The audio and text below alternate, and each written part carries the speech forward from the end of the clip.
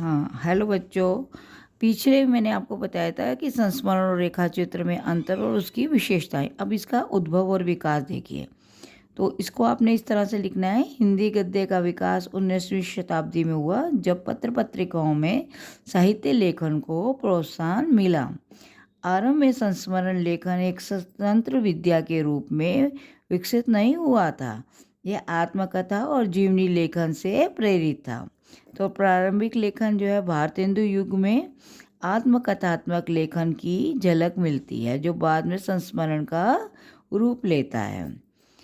महावीर प्रसाद द्विवेदी और जयशंकर प्रसाद ने इस क्षेत्र में कुछ प्रारंभिक प्रयास किए। विकास का चरण लिखना होगा आपको। तो महान साहित्यकारों का इसमें योगदान रहा।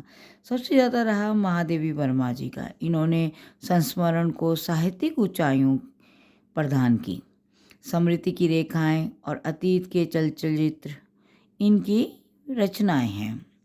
सुमित्रा नंदन पंत है, इनके संस्मरणों में भावुकता स्पष्ट होती है। प्रेमचंद्र जी हैं, इनके संस्मरणों में ग्रामीण भारत की झलक मिलती है। इसके बाद इसी में आपने दूसरा विकास के चरण में लिखना है कि स्वतंत्रता आंदोलन का प्रभाव। स्वतंत्रता आंदोलन के समय कई साहित्यकारों ने अपने व्यक्तिगत अनुभवों को संस्मरण के रूप में लिखा। इसमें समाज, राजनीति और राष्ट्रीयता का प्रभाव स्पष्ट देखने को मिलता है। इसके बाद आप लिख दीजिए कि आधुनिक युग के विकास, विविध विषय, एक से अधिक विषय आ गए इसमें। अब संस्मरण केवल लेखक के अनुभवों तक सीमित नहीं रहा। ऐतिहासिक, सांस्कृतिक व राजनीतिक विषयों को भी संस्मरण में शामिल किया जा रहा है। उदाहरण प्रमुख लेखक बताने आपने, जैसे हरिवंश राय बच्चन हैं, उनका क्या भूलूं क्या याद करूं।